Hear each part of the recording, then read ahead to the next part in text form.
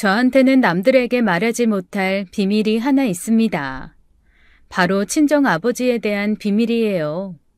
다들 제가 친정아버지가 일찍 돌아가신 줄 아는데 사실 저희 아버지 살아계십니다. 그것도 아주 건강하게 말이죠. 하지만 저희 가족들과 인연을 끊고 산 지 벌써 20년이 훌쩍 넘었어요. 제가 어렸을 때 저는 아빠를 정말 좋아했습니다.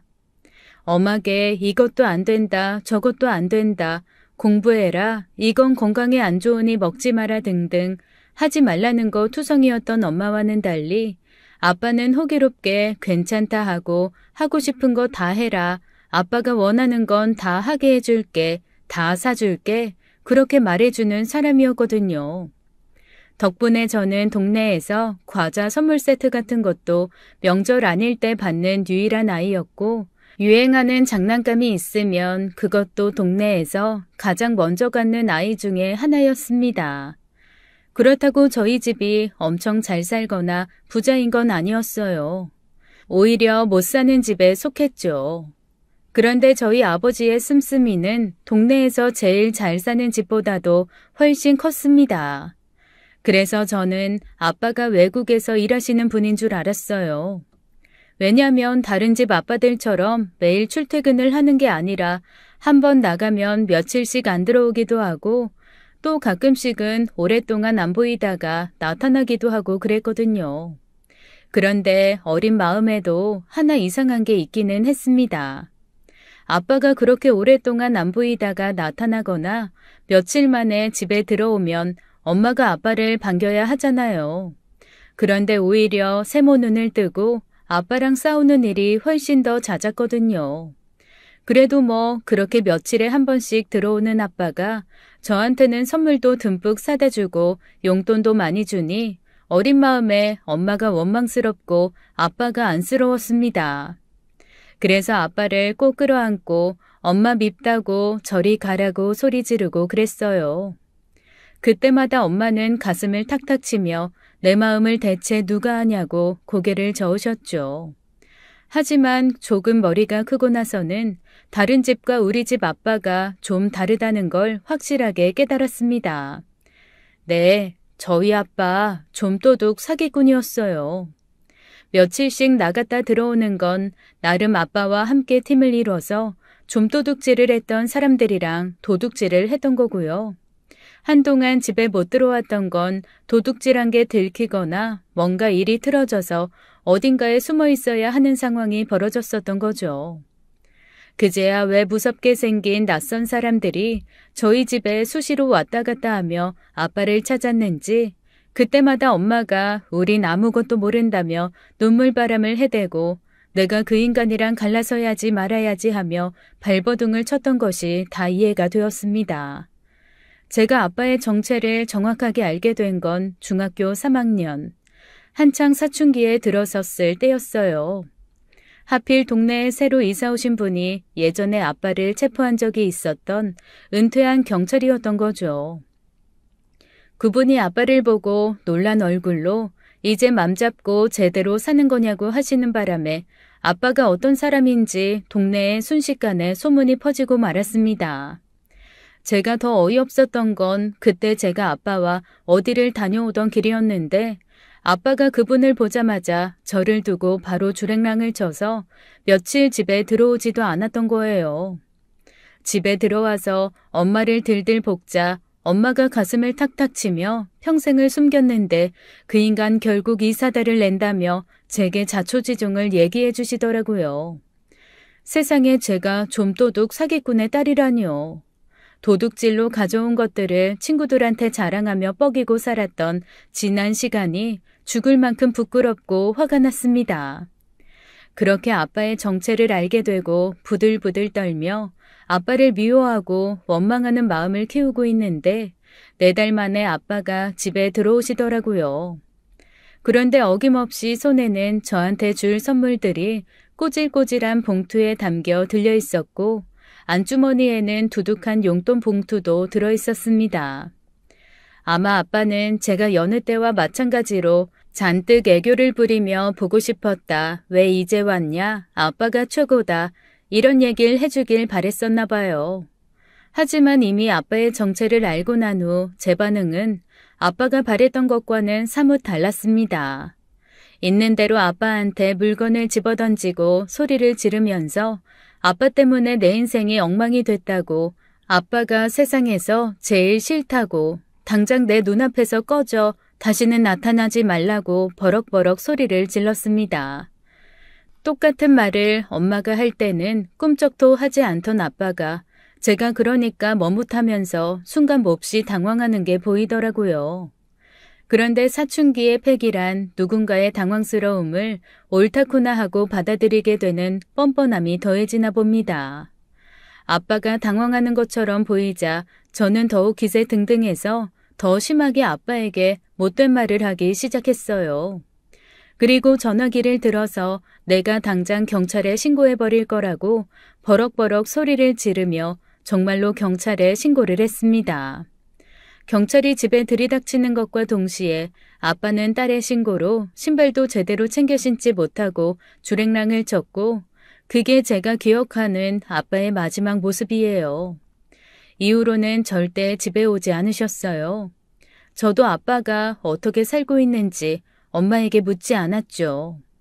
그냥 눈치로 가끔 엄마와 아빠가 연락을 하거나 밖에서 만나는 것 같다라는 짐작을 할 뿐, 구체적으로 아빠가 어디서 어떻게 살고 있나, 아빠 건강은 괜찮나 이런 것들은 전혀 묻지 않았습니다. 오히려 엄마에게 엄포를 놨죠. 엄마가 뭐에 눈이 돌아서 아직 아빠랑 안 헤어지고 그러고 있는지는 모르겠지만 그 사람 다시는 내 인생에 끼어들게 하지 말라고요. 그 말을 들을 때의 엄마 표정은 몹시 복잡했습니다. 자식한테 그런 아빠를 만들어줬다는 게 슬퍼서인지 아니면 여전히 아빠를 사랑하고 있는 건지 저로서는 알 수가 없는 그런 표정이었어요. 어쨌건 그날 이후 아빠는 정말로 제 인생에 한 번도 나타나지 않으셨어요. 그리고 저는 그때부터 주변 사람들한테 아빠가 그냥 어렸을 때 돌아가셨다라는 말을 하며 살았습니다. 그 거짓말이 10년이 되고 20년이 되니까 진짜로 제 마음 한구석에는 아빠가 돌아가셨을 거라는 생각마저 들더라고요. 왜 사람이 계속 말로 반복하다 보면 그게 진실이 될 때가 있잖아요. 제가 처음으로 정말로 아빠가 돌아가셨는지 아니면 살아있는지를 알아봐야 되나라는 고민에 빠진 건 지금의 남편과 결혼 약속을 할 때쯤이었습니다. 남편과는 소개팅으로 만났어요. 둘 다 결혼 정년기까지 계속 연애에 실패하다가 본격적으로 한번 결혼을 해보자라는 생각에 여기저기 부탁해서 연이 다 만난 사람입니다. 저희를 주선해준 사람이 저한테 그러더라고요. 그 남자 쪽이 아버지가 있기는 한데 없는 거와 마찬가지인 아버지가 하나 계시고 자기는 아버지가 돌아가셨으니까 서로 한쪽 부모가 없는 상실감을 채워갈 수 있는 짝이 되지 않을까? 처음에는 이게 무슨 소린가 했죠. 살다 아버지가 없다는 사실로 공통점을 찾는 사람은 처음 봤거든요. 그런데 굳이 그렇게까지 말하는 걸 봐서는 남편도 뭔가 아버지에 대한 문제가 있겠거니라는 생각이 들었습니다. 그래서 몇 번 만난 후에 좀 친해진 다음 물어봤더니 몹시 슬픈 얼굴로 이렇게 얘기하더라고요. 우리 아버지. 뭐 폭력적이거나 뭐 그런 증상은 아닌데 그냥 세상에 상처를 많이 받으셔서 방에서 잘 안 나가. 우리 집에서는 그냥 방을 따로 살고 있는 생명체라고 생각을 하고 있어. 그럼 외출도 전혀 안 하시는 거야? 집 밖 출입은 전혀 안 하시고 사실 방문 닫고 잘 나오지도 않으셔. 나도 아버지 얼굴 본 지 오래되었지 뭐. 하루에 2번 엄마가 안에다가 식사를 넣어드리는데 그냥 그것만 드시고 안에서 생활하시는 거지. 아니, 그래도 사람이 화장실도 가야 하고 씻기도 해야 하잖아. 아버지가 계시는 방이 아파트로 따지면 화장실이랑 작은 베란다가 딸려있는 안방 같은 그런 공간이라 뭐 그냥 그 안에서 대충 다 해결하시는 것 같아. 방이랑 연결된 베란다에서 뭐 가끔 브루스타로 요리도 해드시는 것 같고. 어머님이 좀 힘드시겠다. 뭐 한두 해도 아니고. 이제는 엄마도 익숙해지셨지 뭐. 그러면 약간 히키코모리 같은 그런 건가? 맞아. 그냥 히키코모리라고 생각하면 돼. 나도 그래서 아빠 얼굴 못 본지 꽤 오래됐어. 살아는 계시지만 뭐 아빠라는 느낌을 받는 게 아주 어렸을 때 빼곤 없어서. 말끝을 흐리는 남편의 얼굴을 보고 그제야 주선자가 했던 말이 생각났습니다. 어이없긴 한데 그 사실이 은근 공통부모를 만들어주긴 하더라고요. 저도 따지고 보면 살아있지만 살아있지 않은 것 같은 아버지를 가지고 있는 거고 남편도 그런 거잖아요. 이게 아예 돌아가신 분이라고 확정이 되면 마음에 미련이라도 없고 부재에 의한 상실감도 건강하게 들어오는데 살아있으나 곁에 없는 애매한 상실감은 은근 찝찝하고 괴롭거든요. 이걸 나눌 사람이 없어서 그동안 답답했는데 이 사람이라면 이해해 줄 것 같아서 그 전까지만 해도 없던 관심이 부쩍 생기기 시작했습니다. 나도 아버지 행방을 몰라서 어렸을 때 아버지 외에는 기억이 없어. 아, 돌아가신 게 아니었어? 행방을 모르겠다고 하면 여기저기 설명할 게 너무 많아져서 그냥 돌아가셨다고 하거든. 아, 그렇구나. 그 마음 이해해. 나도 가끔 그냥 누가 부모님 물어보면 어머니만 계시다고 할 때 있거든. 일단 구구절절 설명하기 시작하면 날 보는 안쓰러운 시선도 싫기도 하고 가끔 사람들이 나한테 너도 그러면 아빠 닮아서 그럴 수 있겠네 라는 선입관 갖는 것도 싫고. 아, 맞아. 그런 선입관 너무 싫고 불편하지. 저희는 그 얘기를 하며 서로 희미하게 웃음을 교환했습니다. 아프고 창피하지만 그 상처를 나누고 나니 좀 더 서로가 편해지는 건 있더라고요. 그렇게 저희는 각자의 인생에 고춧가루처럼 끼어있던 아버지의 존재 때문에 친해지는 아이러니를 경험했습니다. 이후 1년 정도 연애를 하다가 결혼을 했죠. 당연히 결혼할 때도 양쪽 아버지의 자리는 비어 있었고요. 시어머니는 제 손을 꼭 잡고 이렇게 말씀해 주시더라고요. 예, 새아가 어떻게 보면 찜찜했을 수도 있는데 이렇게 잘 받아들여줘서 고맙다. 그리고 제가 부담되면 시댁에 자주 오지 않아도 된다는 얘기도 하셨습니다. 절대 저희에게 간섭하지 않겠다는 어머님의 말씀은 빈말이 아니었어요. 덕분에 제 결혼 생활은 몹시 순탄했습니다. 저희 시어머니는 정말 제게 아무것도 요구하지 않으시더라고요. 아마 시아버지가 방에서 안 나오시기 때문일 수도 있겠지만 집에 오는 것도 별로 반기지 않으셨어요. 오히려 시댁에 가면 신발 벗기가 무섭게 다시 나가자고 보채시더라고요. 나가서 외식하자고 맛있는 거 사주겠다고 말입니다. 설날 추석 이런 명절에도 잠깐 인사만 하고는 바로 밖에 나와서 식사를 했어요. 이 얘기를 들은 제 친구들은 엄청 부러워하더라고요.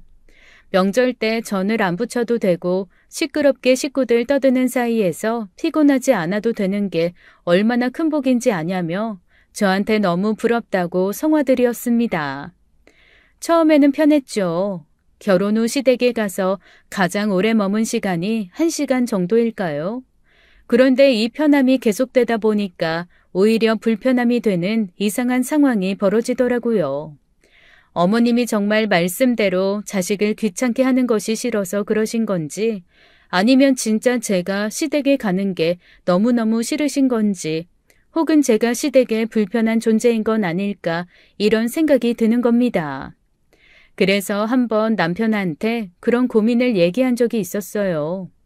그랬더니 남편이 웃으면서 저한테 그러더라고요.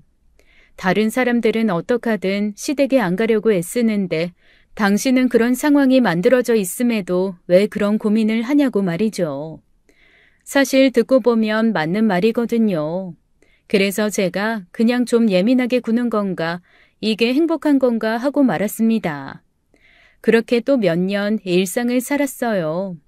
그런데 결혼 7년 차에 어쩔 수 없이 저희가 시댁에서 몇 개월 살아야 되는 일이 발생했습니다. 7년 만에 내 집 마련에 성공해서 이사를 준비하고 있었는데 저희는 전세로 살고 있던 집을 빼줘야 되는 상황이었고 제가 입주해야 되는 집은 분양받은 집이라 들어갈 수 있는 날짜가 정해져 있었어요. 그런데 아무리 애써도 2개의 입주 날짜가 절대로 맞지를 않는 거예요. 전셋집 주인한테 딱 3달만 우리가 월세를 내고 살겠다라고 했지만 집주인도 몹시 곤란한 얼굴을 하며 자기 아들이 외국에서 살고 있었는데 당장 한국에 들어와 자리 잡아야 될 일이 생겼다면서 비워줘야 할 것 같다고 하더라고요. 딱 저희가 약속한 이사 날짜 다음 날 외국에서 짐을 들고 들어와 바로 집에 들어와야 된다는 거였습니다. 빼도 박도 못하게 집을 비워줘야 되는 상황인 거죠. 어쩔 수 없이 이래저래 고민을 하다가 시댁에 3개월만 얹혀 살면 안 되겠냐고 남편에게 물어봤습니다.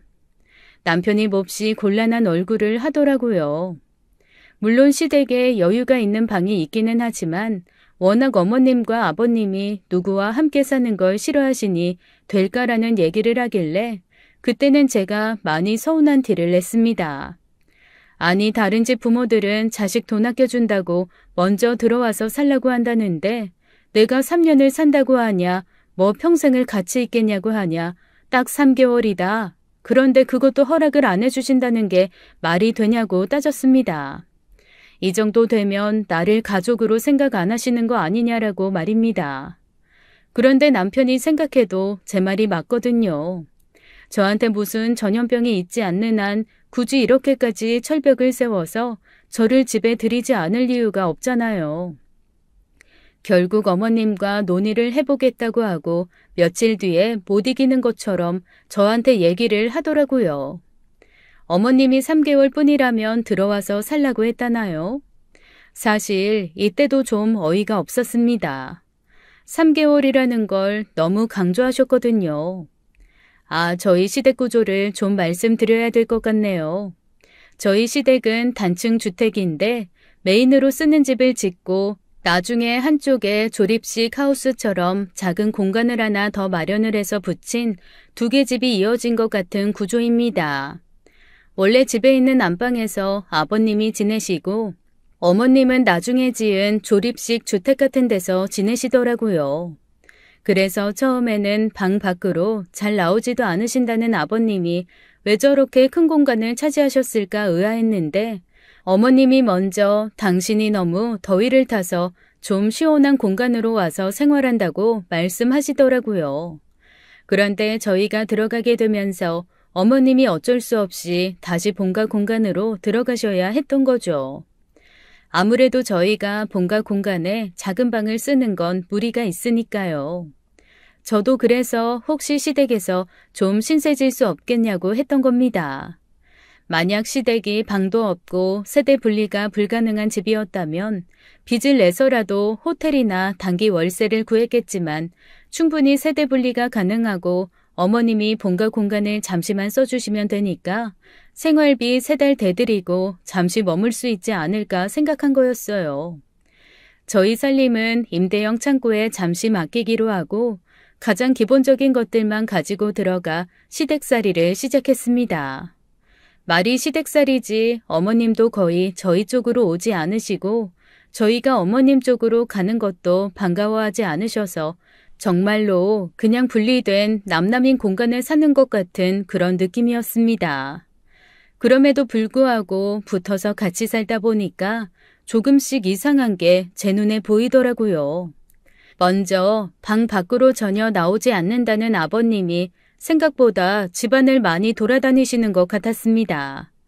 어머님이 철저하게 그 공간으로 못 오게 저를 막으셔서 들여다보거나 제가 가서 직접 본 건 아니었지만 왜 사람이 느낌이라는 게 있잖아요.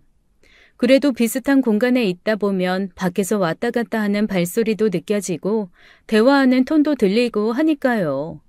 그런데 방 안에만 콕 박혀 있다고 보기에는 거실 텔레비전도 계속 틀어져 있고 분명히 발소리도 어머님 발소리가 아닌 발소리가 계속 나더라고요. 그래서 속으로 아버님이 방에만 계신 건 아닌가 보다라는 생각을 했습니다. 한번 남편한테도 언뜻 물어본 적은 있었어요. 그런데 대답을 얼버무리면서 뭐라고 말을 하진 않더라고요. 그러면서 제게 그냥 신경 쓰지 말라고 우리는 3개월만 얌전히 여기 있다가 나가면 되니까 그냥 다 신경 쓰지 말고 제 생활에 집중하라고 하더라고요. 그런데 제가 호기심이 좀 많거든요. 궁금한 게 있으면 그게 스스로 해결될 때까지 도저히 참지를 못해요. 그것 때문에 어렸을 때는 가끔 꾸중도 들었는데 천성이다 보니 고쳐지지 않더라고요. 어떡하든 아버님 얼굴이 한번 보고 싶다는 생각이 들었습니다. 너무 궁금하잖아요. 게다가 한번 어머님이 부지불식간에 제 남편이 아버님과 꼭 닮았다는 얘기를 하신 적이 있거든요. 그때 남편이 얼굴을 확 찌푸리며 그런 얘기 하지 말라고 해서 아니 아들이 아빠를 닮았댔는데 왜 저렇게 싫어하지 라고 생각했던 게 기억나고 왠지 아버님 얼굴을 보면 남편이 나이 들었을 때를 미리 볼 수 있을 것만 같아서 한번 보고 싶다는 생각이 자꾸만 드는 거예요. 그래서 어떻게든 아버님 얼굴을 한번 보고 제가 며느리입니다 라고 인사드리고 싶다는 생각이 불끈불끈 올라왔습니다. 호시탐탐 기회를 노리기 시작했죠. 절반 정도는 장난스러운 마음도 있었던 것 같아요. 히키코모리처럼 숨어있는 아버님의 마음을 며느리가 호로록 녹여서 다시 세상으로 나오게 하는 꿈같은 스토리를 꿈꾸기도 했습니다. 그런데 생각보다 호락호락하지 않더라고요. 일단 어머님이 대체 저렇게까지 하실 필요가 있나 싶게 저를 차단하시는 게 느껴졌어요. 하루는 이런 일이 있었습니다. 일부러 엄청 비싼 대게를 샀거든요. 뭔가 제대로 된 핑계가 있어야 불쑥 찾아 들어갈 명분이 생길 것 같아서요. 호기심이 지갑 사정을 이기더라고요. 일단 슬그머니 문을 열고 게를 열심히 찌기 시작했죠. 왜 고기 굽는 냄새보다 게 찌는 생선 굽는 냄새가 더 멀리 가고 그러잖아요. 이쯤 되면 어머님 아버님도 게 냄새에 회가 동하셨겠다 싶어서 큰 거 3마리를 채반에 딱 받쳐들고 불쑥 찾아 들어갔습니다. 어머님, 게 쪘어요. 뜨거워요. 바로 드셔야 해서 급하게 가져왔어요. 그러고 문을 벌컥 열었는데 세상에 오히려 제가 당황스러워서 얼굴이 빨개졌어요. 왜 어렸을 때 엄마 아빠가 집 비우시면 몰래 나와 보지 말라던 TV 틀어 볼 때가 있잖아요. 그러다가 누가 들어오면 급하게 TV도 끄고 허둥지둥 공부하는 척하거나 방으로 뛰어들어가서 거실에 나온 적 없는 척을 하는 거요. 딱 어머님 아버님이 그랬습니다. 두 분이서 다정하게 TV를 보며 뭔가 드시고 계시다가 제가 들어가니까 세상에 아버님이 불이 나게 방 안으로 뛰어 들어가 버리시고 어머님은 당황하면서 제 앞을 막아 서시더라고요. 그리고는 무슨 빚받는 사람처럼 제 손에 들린 게 바구니를 낚아채듯이 받으신 후에 자꾸 제 시야를 가리려고 애쓰시는 겁니다. 그때부터는 좀 기분이 나쁘더라고요. 하지만 어머님 얼굴에 너무 당황한 빛이 가득해서 뭐라 하지도 못하고 근실이 비싼 게만 3마리 들인 채 얼레벌레 나와버렸습니다. 저는 기분이 찜찜해서 별로 넘어가지도 않더라고요. 그리고 곰곰이 생각을 하기 시작했어요. 거실에 나와 어머님과 함께 TV를 보고 과일이며 간식을 드실 정도면 히키코모리는 아닌 거잖아요. 히키코모리는 정말 방문 꼭 닫고 거기서 일절 나오지 않은 채 세상 모든 것과 단절하고 사는 사람들이니까요. 남편이 저한테 말할 때도 아버님이 히키코모리라고 했었는데 가만 보면 집 밖으로 나가지 않을 뿐이지 집안에서는 그 누구보다 활발하게 움직이시는 것 같거든요. 가끔 어머님 집에 갔을 때도 보면 늘 거실이나 화장실에 아버님 물건이 나와 있고 그 물건들도 사용감이 있는 것이 방 안에만 계시는 게 아닌 거라는 사실을 확인했습니다. 아니 그렇다면 제가 무슨 원수의 딸도 아니고 그래도 며느리인데 한 집 사는 동안 얼굴 한번 볼 수는 있는 거 아닌가요? 궁금함과 의아함이 깊어지고 거기에 의심과 서운함이 더해지니 그 다음은 분노와 짜증이 밀려오더라고요.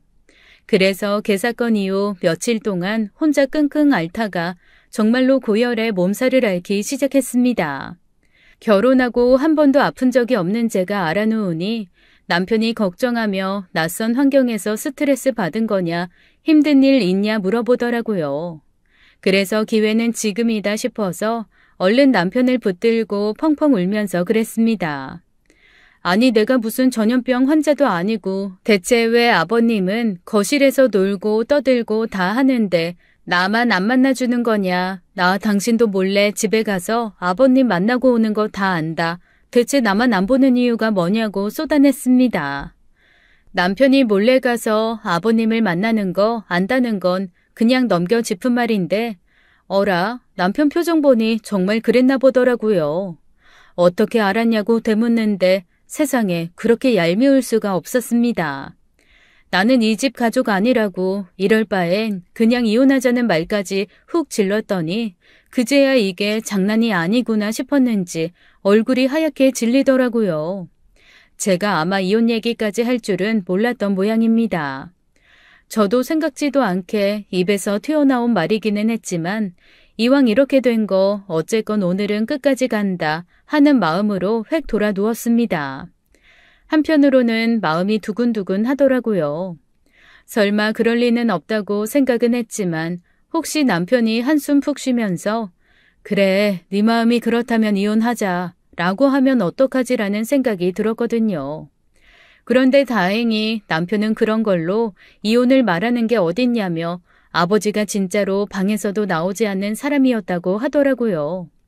그러면서 어머니가 단연간 노력한 덕분에 그나마 거실까지는 나오시는 거라고 아들인 자기 얼굴 본 것도 몇 주 안 된다며 저를 달래기 시작했습니다. 그게 정신적인 문제잖아. 우리가 이해하기는 좀 힘든데 뭐 어쨌거니 아빠 입장에서는 낯선 사람을 인지하고 받아들이는데 일반 사람들보다 훨씬 오랜 시간이 걸리는 것 같아. 엄마랑 나도 나름 노력하고 있어.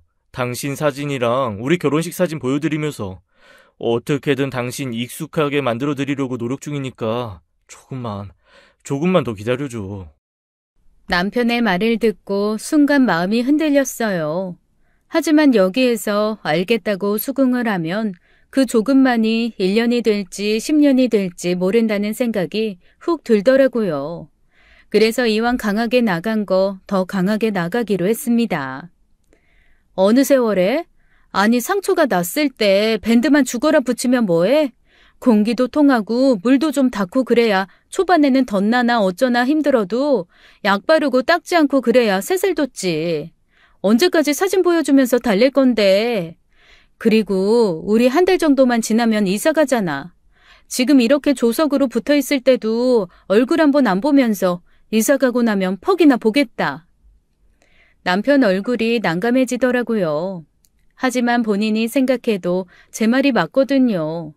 할 말 없죠 뭐. 그렇게 남편한테 한바탕 쏘아붙인 후 며칠이 지났습니다.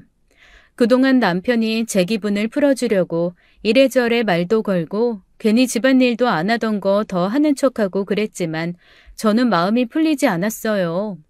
왜 나쁜 생각을 한번 밖으로 딱 내뱉고 나면 그게 기정사실화가 되고 그 자체가 계속 나무 자라듯 자라서 기분을 언짢게 만들 때가 있잖아요.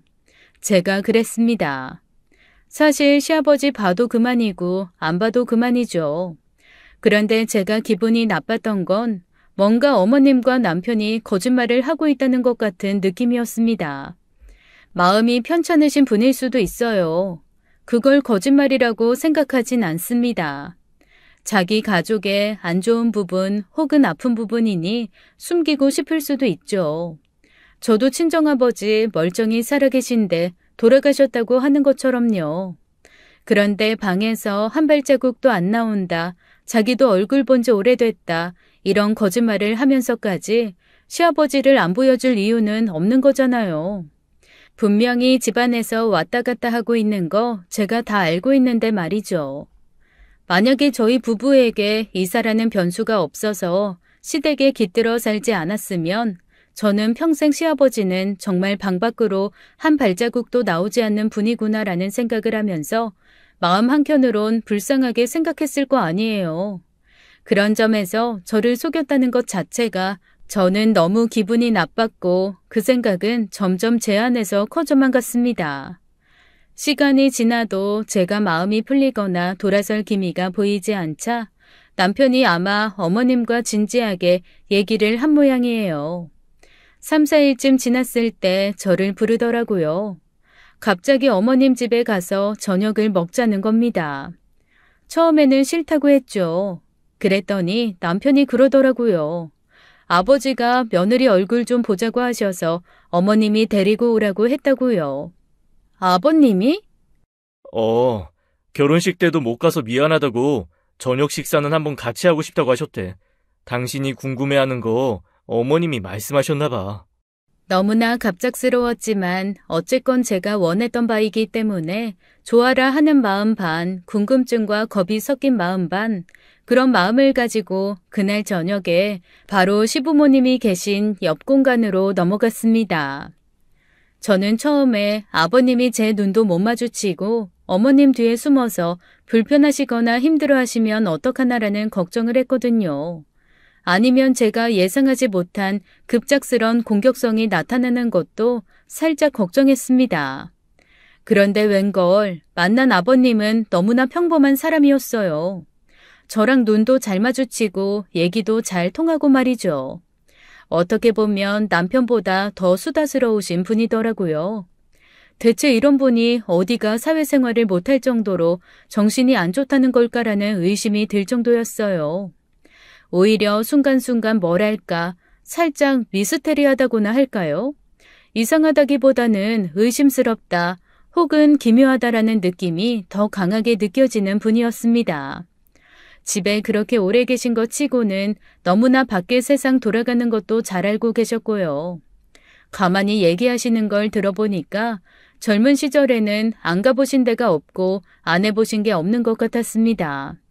공사판 얘기가 나오면 전문 용어와 함께 공사 현장 얘기가 줄줄 흘러나오고 지방의 어느 도시 얘기가 나오면 또 거기에 뭐가 있고 어떤 게 볼만하고 맛있는지가 줄줄 나오더라고요.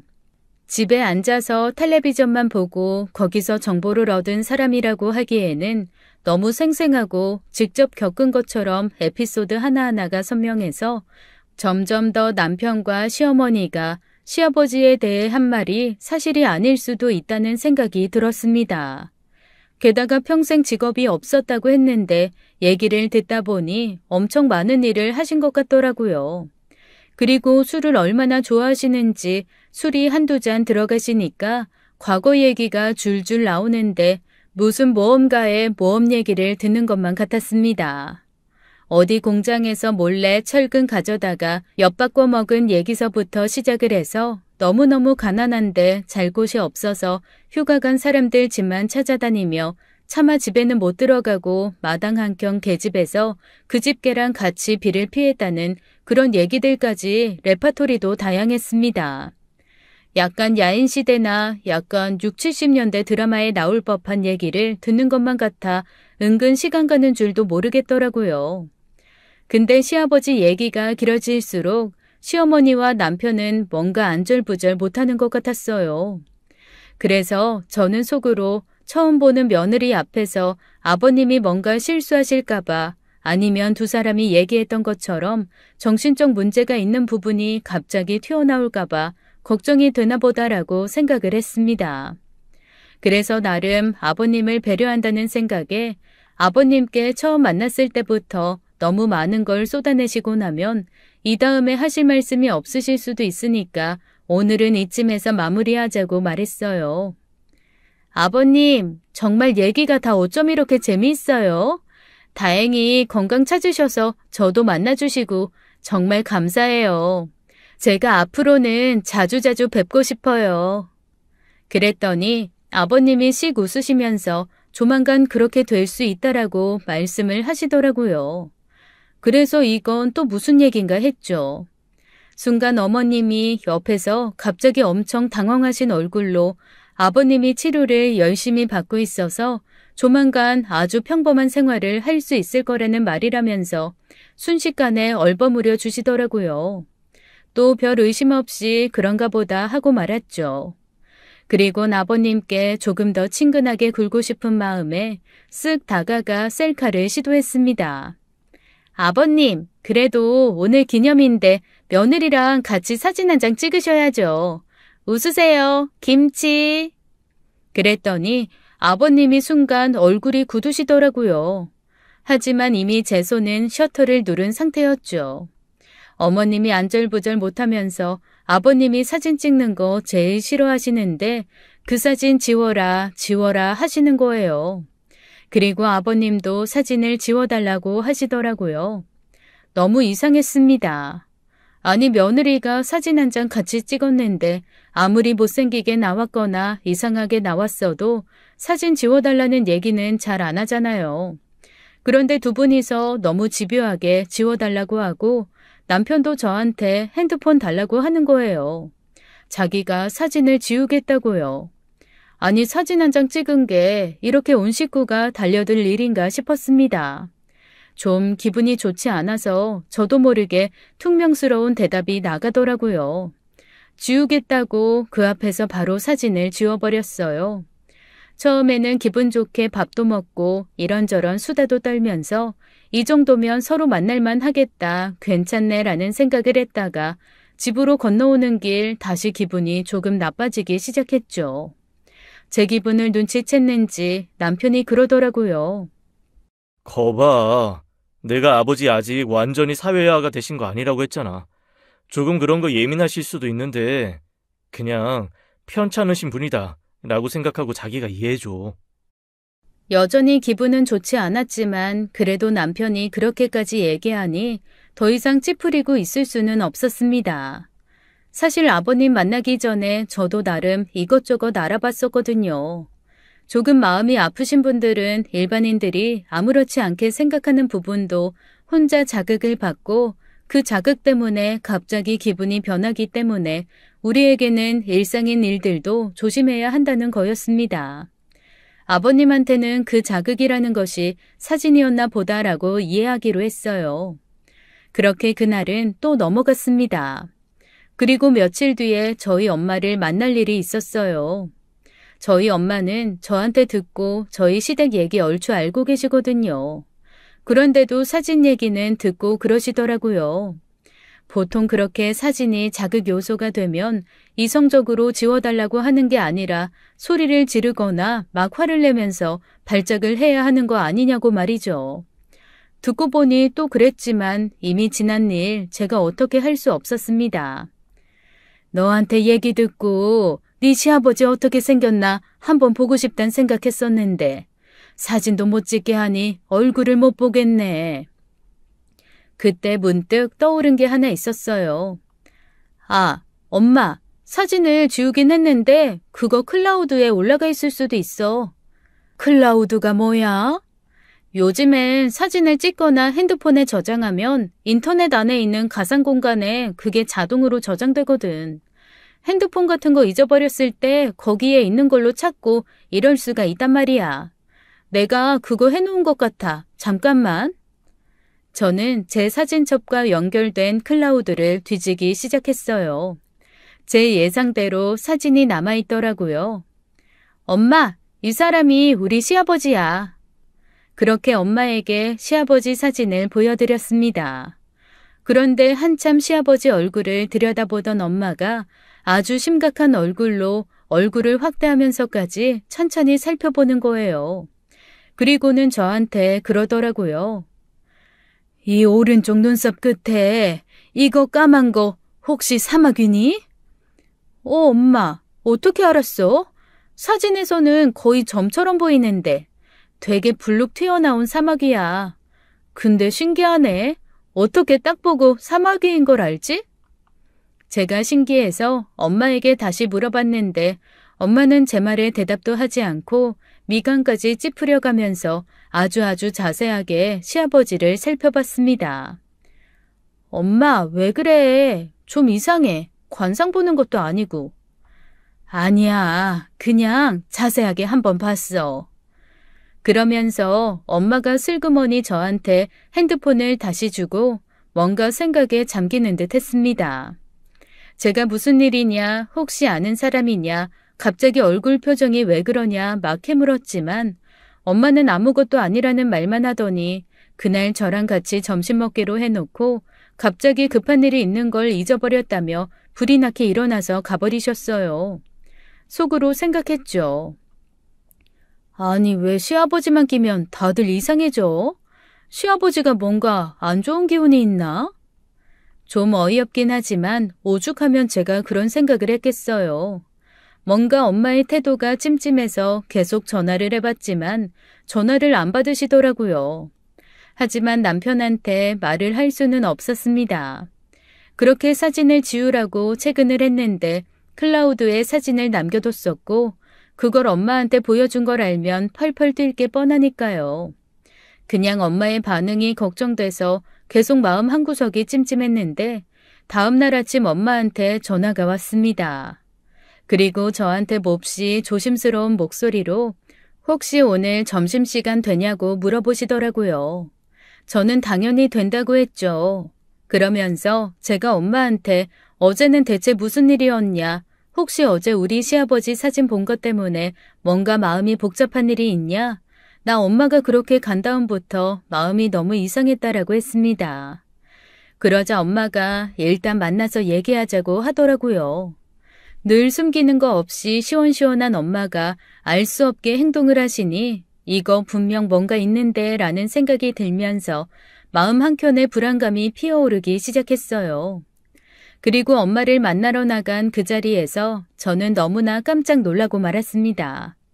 평생 볼 일 없을 줄 알았던 저희 아빠가 엄마 옆에 떡 앉아 있는 거예요. 처음에는 너무 오랜만이라 누구지 싶었는데 자세히 보니 저희 아빠더라고요. 말도 없이 아빠와 함께 나온 엄마가 원망스럽기도 하고 대체 왜 갑자기 아빠가 나타나야 되는지도 이해가 되지 않아서 혼자 우뚝 서버리고 말았습니다. 제가 다시 돌아갈 것 같았는지 황급히 엄마가 오더니 저를 잡아 끌더라고요. 그리고 제가 묻기도 전에 변명처럼 설명을 쏟아내기 시작했습니다. 아빠 용서하거나 아빠랑 뭔가 다시 시작하라고 부른 거 아니야. 어제 시아버지 사진 보고 내가 확인할 게 있어서 너희 아빠랑 같이 나온 거야. 너 그 사진 안 지웠지? 뭔가 이상했어요. 뜬금없이 시아버지 사진 얘기가 여기서 또 왜 나오나 싶었죠. 안 지웠는데? 근데 아빠랑 시아버지가 무슨 상관이야? 일단 와봐. 저는 아주 어색한 얼굴로 아빠 앞에 가서 앉았습니다. 아빠도 저한테 무슨 말을 건네야 할지 몰라 안절부절 못하시는 모양이더라고요. 오랜만이다. 네 시아버지라는 사람 사진 좀 보자. 좀 어이가 없었어요. 10수년 만에 만난 딸, 그 딸한테 오랜만이다라는 말 대신 잘 살았냐, 내가 미안하다 이런 말도 아니고 시아버지 사진을 다짜고짜 보자고 하니까 이게 대체 무슨 상황인가 싶었죠. 하지만 옆에서 엄마가 너무나 애가 타는 눈빛으로 빨리 사진을 보여주라는 듯이 턱짓을 해서 그냥 핸드폰을 열어 시아버지 사진을 찾아 아빠 앞으로 내밀었습니다. 전날 엄마가 그랬던 것처럼 차근차근 미간을 찌푸리며 있는 대로 확대해서 보던 아빠가 전화기를 확 내려놓고 아주 낮은 목소리, 마치 짐승이 으르렁거리는 듯한 목소리로 중얼거리셨어요. 이 나쁜 새끼, 드디어 찾았다. 어안이 벙벙했죠. 일단 아빠의 저런 얼굴도 태어나서 처음 보는 것이었지만 다짜고짜 욕부터 하면서 글쎄 손까지 부들부들 떠시더라고요. 무슨 소리예요? 나쁜 새끼 지금 찾았다뇨. 우리 시아버지를 알아요? 엄마와 아빠가 서로를 마주보며 잠시 망설이다가 둘이 번갈아가며 제게 대답을 하기 시작했어요. 저는 엄마 아빠가 해주는 얘기를 듣고 너무나 충격을 받아서 입이 다물어지지 않더라고요. 저희 시아버지, 저희 아빠와 함께 좀도둑질을 하던 동료였던 겁니다. 그런데 아빠가 정말 좀도둑으로 잔잔하게 사고를 친 거라면 저희 시아버지는 꽤 큰 사고를 많이 치셨더라고요. 시아버지가 에피소드처럼 말해줬던 작은 사고들, 남의 집에 들어가 계집에서 잤다거나 공사장 철근을 훔쳐 팔았다거나 하는 범죄는 시아버지가 아닌 저희 아빠가 하신 거였고, 시아버지는 사람을 해치거나 강도질을 하던 분이었던 겁니다. 처음에는 둘이 함께 다니면서 망도 봐주고 같이 훔치기도 하고 그러다가 점점 시아버지가 폭력적으로 무섭게 변해서 사이가 멀어지기 시작했다고 하더라고요. 그렇게 결별하고 한동안 연락이 없었는데 10여 년 전 강도짓을 하다가 사람을 하나 크게 상하게 하고 나름 마음 잡고 살기 위해 노력 중이던 아빠에게 다 뒤집어 씌운 채 도망을 갔던 거였습니다. 증거가 아빠가 아니라는 게 너무나 확실해서 곧 풀려나기는 했지만 아빠로서는 새 인생 살던 중에 떨어진 날벼락이었던 데다가 아빠의 과거를 모르던 당시 주변 사람들까지 다 과거를 알게 되어 다시 이사를 가고 새 직장을 구하고 숨어 살아야 하는 삶이 시작된 거죠. 게다가 그 당시에 저희 시아버지가 다치게 한 사람은 계속 지금까지도 몸이 성치 않아 온 식구가 다 고생이라고 하더라고요. 그나마 연관 있는 아빠에게 얼마 전까지도 찾아와 행방을 알면서도 말해주지 않는 게 아니냐, 너도 범죄자다 이러면서 괴롭히고 했고요. 저희 시아버지 그렇게 범죄를 저지르고 도망가서 지명수배가 걸려있는 상태였던 겁니다. 며칠 뒤면 공소시효가 끝나는데 그래서 그동안 집 밖으로 한 발자국도 나가지 않고 숨어서 살고 있었던 거였어요. 아빠가 그러시더라고요. 나도 너무 억울해서 이놈 자식을 대체 얼마나 찾아다니는지 모른다. 그런데 마누라고 자식이고 죽었는지 살았는지 모른다고 딱 잡았더니 아이 내가 찾을 도리가 있냐. 게다가 수년 전에 야반 도주하다시피 집까지 이사를 가버려서 더 이상 찾을 수가 없더라고.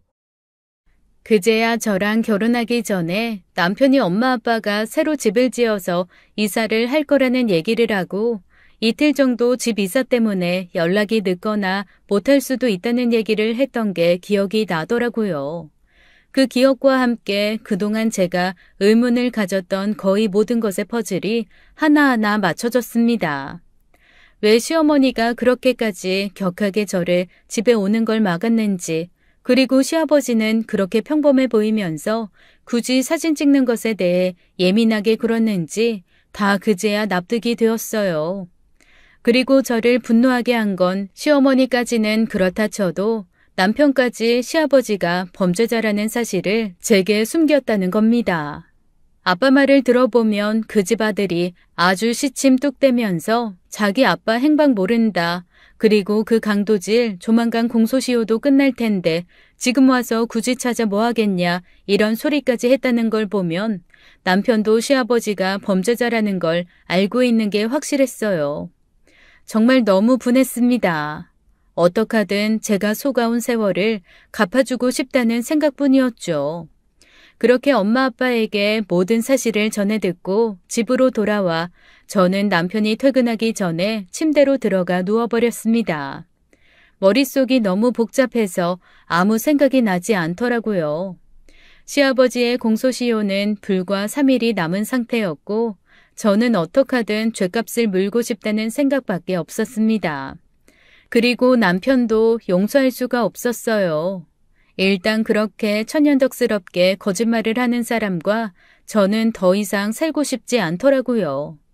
그래서 변호사를 찾아가 자초지종을 얘기하고 혼인의 파탄 사유를 남편 쪽으로 가져갈 수 있는지를 물어보았습니다.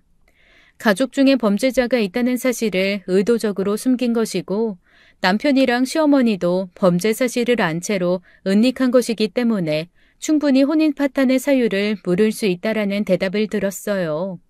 구체적으로 진행을 의뢰한 후 집으로 돌아왔습니다. 그리고 어머님께 연락을 했죠. 저녁 먹으러 가도 되냐고 말이에요. 한번 시아버지와 안면을 터서 편해지셨는지 아니면 공소시효가 얼마 남지 않았다는 사실에 마음이 누그러지신 건지 흔쾌히 그러라고 하시더라고요. 그래서 어머님, 아버님이 좋아하시는 음식과 술을 듬뿍 싸서 시댁으로 넘어갔습니다. 퇴근하고 곧장 온 남편도 함께 동석했죠. 저는 세 식구한테 열심히 알랑방구를 끼며 밥도 주고 술도 주며 분위기를 좋게 만들었어요. 시어머니와 남편은 술이 약한 편이에요. 그런데 둘 다 술자리를 아주 좋아하거든요. 그리고 두 사람 다 주사가 4~5시간은 정신없이 자버리는 겁니다. 이때는 아무리 큰 소리를 내도 찬물을 부어도 절대 일어나지 않아요. 제가 결혼 초에 남편이 인사불성이 되게 술을 마시고 다른 사람 등에 엎여온 적이 있었거든요.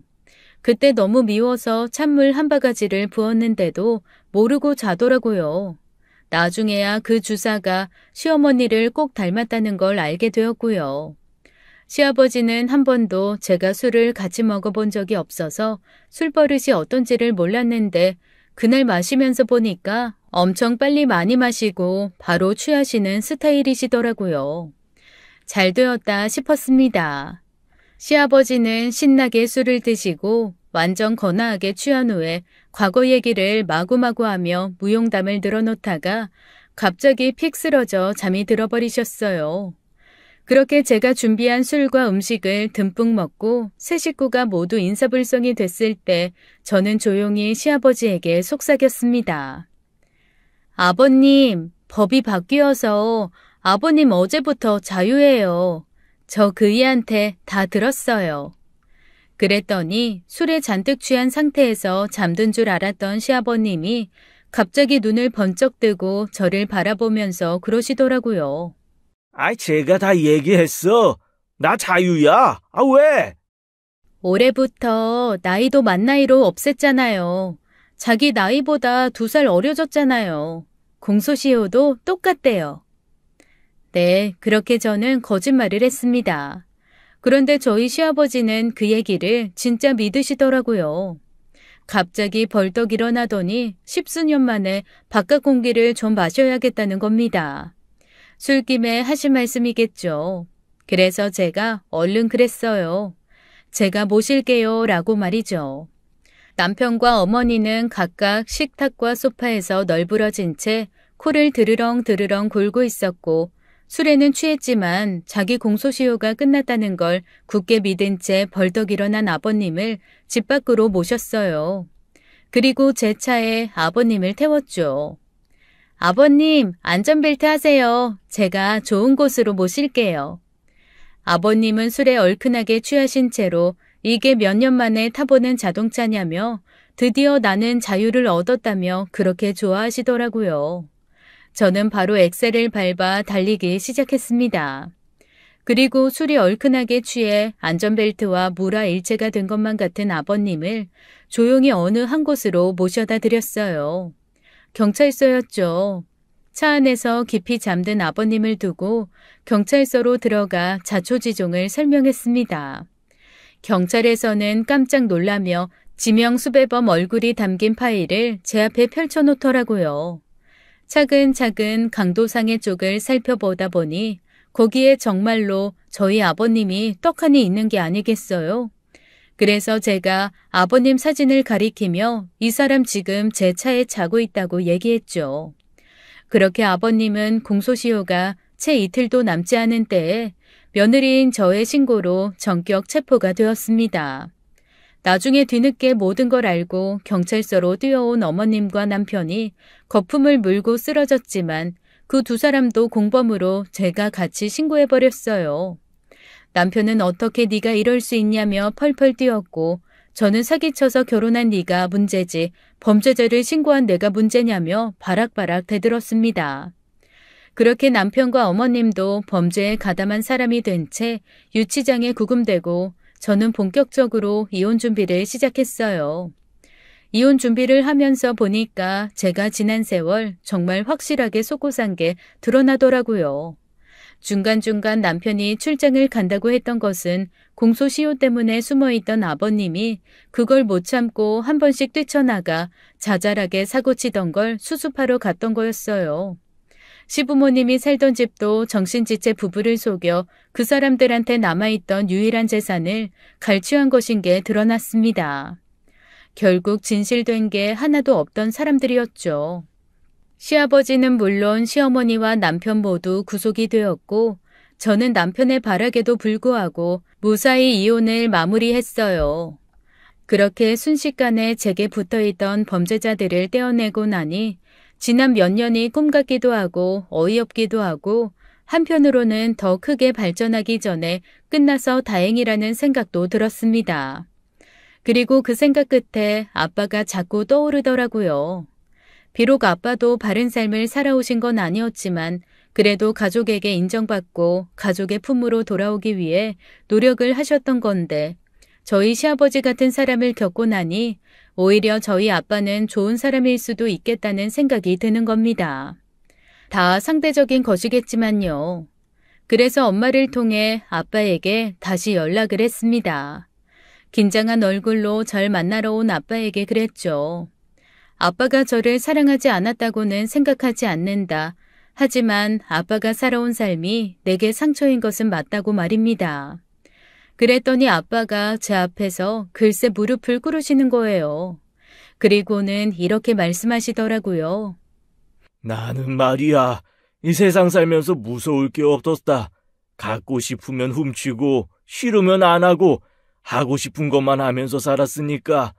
그런데 네가 나한테 실망이라고 저리 가라고 다시 보고 싶지 않다고 하는데 그때 처음 알았다. 세상에서 자식만큼 무서운 게 없구나. 나 정말로 다시는 쟤를 못 보면 어떡하지 하고 말이야. 그래서 죽기 전에 한 번이라도 너한테 제대로 사과하고 용서받고 싶었다. 미안하다. 미안해. 아빠의 진심이 느껴지더라고요. 그래서 저는 아빠를 꼭 안아드리고 용서한다고 했습니다. 더 이상 밖에서 고생하지 마시고 집으로 들어와서 엄마만 괜찮다고 하면 같이 살라고 했죠. 그랬더니 엄마가 글쎄 몹시 수줍은 얼굴로 저한테만 말 안 했지 아빠 사는 집이랑 제가 친정이라고 알고 있는 엄마 집을 왔다 갔다 하며 살아온 지 꽤 되었다고 하시더라고요. 그래서 제가 그랬습니다. 나 이제 뭔가 나한테 숨기는 거 정말 싫어. 아주 숨기는 거라고는 지긋지긋하니까 두 사람도 다 나한테 뭔가 숨길 생각 조금도 하지 마요. 알았죠? 그렇게 저는 다시 엄마 아빠와 함께 가족을 이뤘습니다. 저희 시댁, 아니 전 시댁 사람들은 어떻게 되었냐면요. 시아버지였던 사람은 그 와중에 감옥 안에서 어설프게 탈옥 계획 짜다가 배신당해서 감형은커녕 교도소 내에서도 엄중 감시 받는 사람이 되었고 시어머니였던 사람은 내내 자기는 억울하다고 울어 제끼다가 깜빡 내 군기 반장한테 아주 혼쭐나는 삶을 살고 있다네요.